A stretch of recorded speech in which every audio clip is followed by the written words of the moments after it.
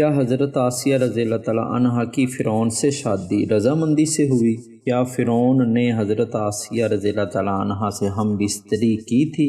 حضرت آسیہ رضی اللہ تعالیٰ عنہا نے موسیٰ علیہ السلام کا نام کس وجہ سے رکھا؟ حضرت آسیہ رضی اللہ تعالیٰ عنہا نے فرعون کی کھلا مخالفت کب شروع کی، اور حضرت آسیہ رضی اللہ تعالیٰ عنہا کو فرعون نے کیا سزا دی؟ ان سوالات کے جوابات کے لیے ویڈیو کو مکمل لازمی دیکھیں اور سبسکرائب کرنا نہ بھولیں۔ شکریہ۔ بسم اللہ الرحمن الرحیم۔ آج کی ویڈیو حضرت آسیہ رضی اللہ تعالیٰ عنہا کے بارے میں ہے، جن کو رسول اللہ صلی اللہ علیہ وآلہ وسلم نے 4 عظیم عورتوں میں شامل کیا۔ حضرت ابن عباس رضی اللہ تعالیٰ عنہ بیان کرتے ہیں کہ نبی کریم صلی اللہ علیہ وآلہ وسلم نے زمین پر 4 لکیریں لگا کر فرمایا، کیا تم جانتے ہو یہ کیا ہے؟ صحابہ کرام رضوان اللہ علیہ اجمعین نے عرض کیا، اللہ اور اس کے رسول کو زیادہ علم ہے۔ نبی کریم صلی اللہ علیہ وآلہ وسلم نے فرمایا، جنتی عورتوں میں سب سے افضل خدیجہ بنت خویلد، فاطمہ بنت محمد اور فرعون کی بیوی آسیہ بنت مزاحم اور مریم بنت عمران ہیں۔ بات کرتے ہیں فرعون کی بیوی حضرت آسیہ کی شادی کی۔ فرعون مصر نے ریان بن ولید کی پوتی حضرت آسیہ رضی اللہ تعالیٰ عنہا کو شادی کا پیغام بھجوایا۔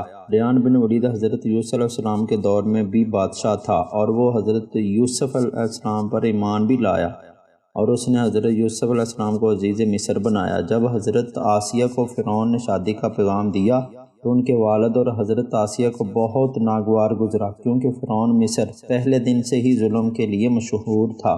لیکن فرعون نے جبراً حضرت آسیہ سے شادی کی اور دھمکی دی کہ شادی نہیں کریں گے تو آپ کے والد کو قتل کر دیا جائے گا۔ لیکن شادی ہونے کے بعد اللہ تبارک و تعالیٰ نے حضرت آسیہ رضی اللہ تعالیٰ عنہا کو فرعون سے محفوظ رکھا۔ روایات میں آتا ہے کہ شادی کی پہلی ہی رات جب فرعون حضرت آسیہ سے ہم بستری کے لیے کمرے میں گیا تو اللہ نے اس پر نیند کا ایسا غلبہ ڈالا کہ وہ ساری رات نیند میں مگن رہا۔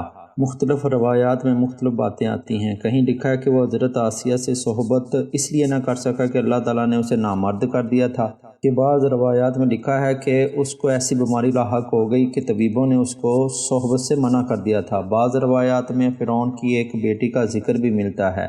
آپ کو بتاتے چلیں کہ وہ لڑکی اس نے کسی سے لے کر پالی تھی۔ ایک رات فرعون نے خواب دیکھا کہ اس کا محل تباہ و برباد ہو چکا ہے۔ خوف کے مارے اس کا وجود لرزنے لگا۔ اس نے نجومیوں کو بلا کر ان سے اپنے خواب کی تعبیر پوچھی تو انہوں نے بتایا کہ عنقریب بنی اسرائیل کا ایک بچہ تمہارے محل کو تباہ و برباد کر دے گا۔ اس لیے فرعون نے حکم جاری کر دیا، بنی اسرائیل میں جس کے ہاں بھی لڑکا پیدا ہوگا اسے قتل کر دیا جائے، لڑکی پیدا ہو تو اسے قتل نہ کرنا۔ اس لیے جب حضرت موسیٰ علیہ السلام پیدا ہوئے تو ان کی والدہ نے فرعون کے سپاہیوں کے ڈر سے حضرت موسیٰ علیہ السلام کو صندوق میں رکھ کر دریا میں ڈال دیا۔ دریا سے ایک نہر فرعون کے محل کے پاس سے بہتی تھی۔ یہ صندوق بہتا ہوا اس نہر میں پہنچ گیا۔ فرعون نے حکم دیا کہ اسے محل میں لے کر کھولا جائے۔ جب صندوق کھولا تو اس میں سے ایک خوبصورت بچہ نکلا۔ قبطی زبان میں پانی کو منہ اور درخت کو سا کہتے ہیں۔ یہ صندوق پانی اور درختوں کے درمیان پایا گیا تھا۔ اسی وجہ سے حضرت بی بی آسیہ رضی اللہ تعالیٰ عنہا نے آپ کا نام موسیٰ علیہ السلام رکھا۔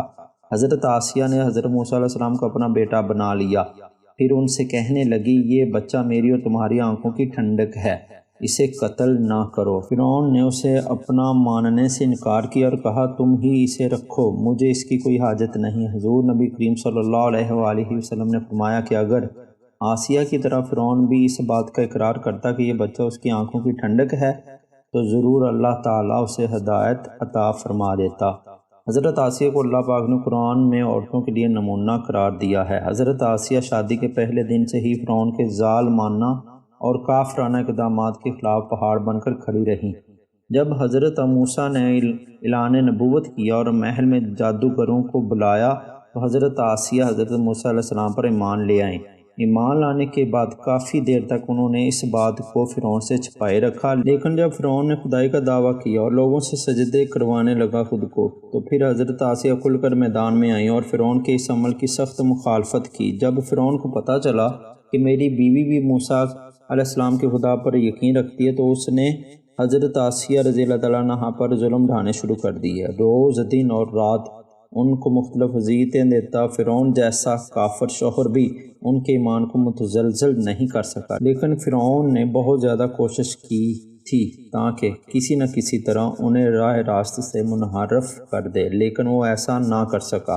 حضرت آسیہ خدائے واحد کی عبادت میں مصروف رہیں۔ حضرت موسیٰ علیہ السلام کے چاہنے والے فرعون کے سپاہیوں کے ہاتھوں ظلم و ستم کی بھینٹ چڑھتے رہے، انہیں بے دردی سے قتل کیا جاتا رہا، حتیٰ کہ فرعون نے حضرت موسیٰ علیہ السلام پر ایمان لانے والے ایک شخص کو، جسے قرآن کریم نے مومن آل فرعون کے نام سے یاد کیا ہے، بے دردی سے قتل کیا۔ اس واقعہ کے بعد حضرت آسیہ کا صبر کا پیمانہ چھلک اٹھا اور وہ کھلم کھلا فرعون کی مخالفت کرنے لگے۔ فرعون نے اپنی زوجہ کو بہت دردناک طریقے سے اذیتیں پہنچائی، ان کو بڑے بڑے عذاب دیے، بہت زیادہ مارا، ان کو 4 کونٹیوں میں گاڑ دیا، ان کے چاروں ہاتھوں پیروں میں لوہے کی کیل ٹھونک کر چاروں کونوں میں اس طرح جکڑ دیا کہ وہ ہل بھی نہیں سکتی تھیں، بھاری پتھر ان کے سینے پر رکھ کر ان کو ریت پر دھوپ میں لٹا دیا اور پانی بند کر دیا۔ پھر بھی حضرت آسیہ رضی اللہ تعالیٰ عنہا ایمان پر عزم و استقلال کے ساتھ ان مسائل کے باوجود قائم و دائم رہیں اور فرعون کے کفر سے اللہ کی پناہ مانگتی رہیں۔ ایک روایت یہ بھی ہے کہ فرعون نے حضرت آسیہ رضی اللہ تعالیٰ عنہا کی کھال تک اتروا دی اور ان پر چٹان کو گرا دیا۔ آپ کا مزار پر نور مصر میں ہی واقع